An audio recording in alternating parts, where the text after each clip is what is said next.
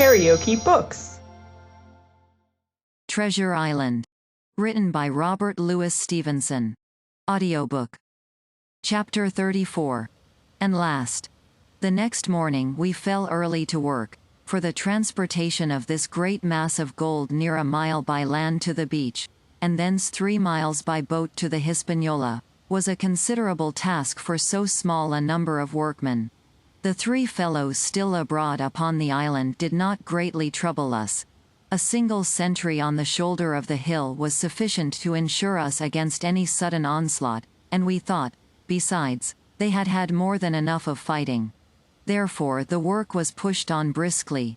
Gray and Ben Gunn came and went with the boat, while the rest during their absences piled treasure on the beach. 2 of the bars, slung in a rope's end, made a good load for a grown man. One that he was glad to walk slowly with. For my part, as I was not much use at carrying, I was kept busy all day in the cave packing the minted money into bread bags. It was a strange collection, like Billy Bones's hoard for the diversity of coinage, but so much larger and so much more varied that I think I never had more pleasure than in sorting them.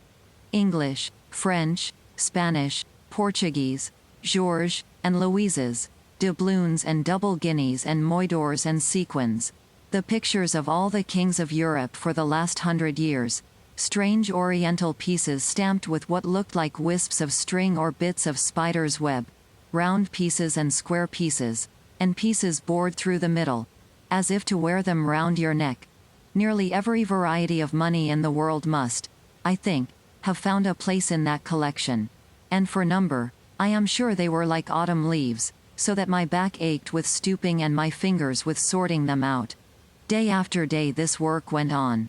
By every evening a fortune had been stowed aboard, but there was another fortune waiting for the morrow, and all this time we heard nothing of the 3 surviving mutineers. At last, I think it was on the 3rd night, the doctor and I were strolling on the shoulder of the hill where it overlooks the lowlands of the isle, when, from out the thick darkness below, the wind brought us a noise between shrieking and singing. It was only a snatch that reached our ears, followed by the former silence. "Heaven forgive them," said the doctor, "'tis the mutineers." "All drunk, sir," struck in the voice of Silver from behind us. Silver, I should say, was allowed his entire liberty, and in spite of daily rebuffs, seemed to regard himself once more as quite a privileged and friendly dependent. Indeed, it was remarkable how well he bore these slights and with what unwearying politeness he kept on trying to ingratiate himself with all. Yet, I think, none treated him better than a dog, unless it was Ben Gunn, who was still terribly afraid of his old quartermaster, or myself, who had really something to thank him for, although for that matter, I suppose, I had reason to think even worse of him than anybody else, for I had seen him meditating a fresh treachery upon the plateau. Accordingly, it was pretty gruffly that the doctor answered him. "Drunk or raving," said he. "Right you were, sir," replied Silver, "and precious little odds which, to you and me. I suppose you would hardly ask me to call you a humane man," returned the doctor with a sneer, "and so my feelings may surprise you, Master Silver. But if I were sure they were raving, as I am morally certain one, at least, of them is down with fever, I should leave this camp, and at whatever risk to my own carcass, take them the assistance of my skill." "Ask your pardon, sir, you would be very wrong," quoth Silver. "You would lose your precious life, and you may lay to that. I'm on your side now, hand and glove, and I shouldn't wish for to see the party weakened, let alone yourself, seeing as I know what I owes you. But these men down there, they couldn't keep their word. No, not supposing they wished to, and what's more, they couldn't believe as you could." "No," said the doctor. "You're the man to keep your word, we know that." Well, that was about the last news we had of the 3 pirates. Only once we heard a gunshot a great way off and supposed them to be hunting. A council was held, and it was decided that we must desert them on the island, to the huge glee, I must say, of Ben Gunn, and with the strong approval of Gray. We left a good stock of powder and shot, the bulk of the salt goat, a few medicines, and some other necessaries, tools, clothing, a spare sail, a fathom or two of rope, and by the particular desire of the doctor, a handsome present of tobacco. That was about our last doing on the island. Before that, we had got the treasure stowed and had shipped enough water and the remainder of the goat meat, in case of any distress, and at last, one fine morning, we weighed anchor, which was about all that we could manage, and stood out of North Inlet, the same colors flying that the captain had flown and fought under at the palisade. The three fellows must have been watching us closer than we thought for, as we soon had proved. For coming through the Narrows, we had to lie very near the southern point, and there we saw all three of them kneeling together on a spit of sand, with their arms raised in supplication. It went to all our hearts, I think, to leave them in that wretched state. But we could not risk another mutiny, and to take them home for the gibbet would have been a cruel sort of kindness. The doctor hailed them and told them of the stores we had left, and where they were to find them. But they continued to call us by name, and appeal to us, for God's sake, to be merciful and not leave them to die in such a place. At last, seeing the ship still bore on her course and was now swiftly drawing out of earshot, one of them, I know not which it was, leapt to his feet with a hoarse cry, whipped his musket to his shoulder, and sent a shot whistling over Silver's head and through the mainsail. After that, we kept under cover of the bulwarks, and when next I looked out they had disappeared from the spit, and the spit itself had almost melted out of sight in the growing distance. That was, at least, the end of that, and before noon, to my inexpressible joy, the highest rock of Treasure Island had sunk into the blue round of sea.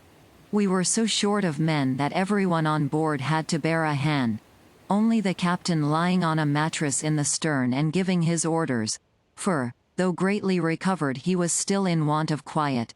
We laid her head for the nearest port in Spanish America, for we could not risk the voyage home without fresh hands, and as it was, what with baffling winds and a couple of fresh gales, we were all worn out before we reached it. It was just at sundown when we cast anchor in a most beautiful landlocked gulf, and were immediately surrounded by shore boats full of Negroes, and Mexican Indians and half-bloods selling fruits and vegetables and offering to dive for bits of money. The sight of so many good-humored faces, especially the blacks, the taste of the tropical fruits, and above all, the lights that began to shine in the town, made a most charming contrast to our dark and bloody sojourn on the island. And the doctor and the squire, taking me along with them, went ashore to pass the early part of the night. Here they met the captain of an English man-of-war, fell in talk with him, went on board his ship, and, in short, had so agreeable a time that day was breaking when we came alongside the Hispaniola. Ben Gunn was on deck alone, and as soon as we came on board he began, with wonderful contortions, to make us a confession. Silver was gone. The maroon had connived at his escape in a shore boat some hours ago, and he now assured us he had only done so to preserve our lives, which would certainly have been forfeit if that man with the one leg had stayed aboard. But this was not all. The sea cook had not gone empty-handed. He had cut through a bulkhead unobserved and had removed one of the sacks of coin, worth, perhaps, 300 or 400 guineas, to help him on his further wanderings. I think we were all pleased to be so cheaply quit of him. Well, to make a long story short, we got a few hands on board, made a good cruise home, and the Hispaniola reached Bristol just as Mr. Blandley was beginning to think of fitting out her consort. 5 men only of those who had sailed returned with her. Drink and the devil had done for the rest, with a vengeance. Although, to be sure, we were not quite in so bad a case as that other ship they sang about. With 1 man of her crew alive. What put to sea with 75? All of us had an ample share of the treasure and used it wisely or foolishly, according to our natures. Captain Smollett is now retired from the sea. Gray not only saved his money, but, being suddenly smit with the desire to rise, also studied his profession, and he is now mate and part owner of a fine full-rigged ship, married besides, and the father of a family. As for Ben Gunn, He got £1,000, which he spent or lost in 3 weeks, or, to be more exact, in 19 days, for he was back begging on the 20th.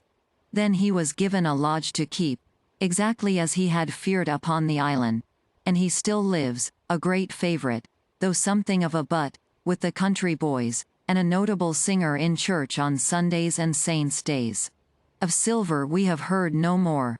That formidable seafaring man with one leg has at last gone clean out of my life, but I dare say he met his old negress, and perhaps still lives in comfort with her and Captain Flint. It is to be hoped so, I suppose, for his chances of comfort in another world are very small. The bar silver and the arms still lie, for all that I know, where Flint buried them, and certainly they shall lie there for me. Oxen and wain ropes would not bring me back again to that accursed island, and the worst dreams that ever I have are when I hear the surf booming about its coasts, or start upright in bed, with the sharp voice of Captain Flint still ringing in my ears. Pieces of 8. Pieces of 8. The end. KaraokeBooks.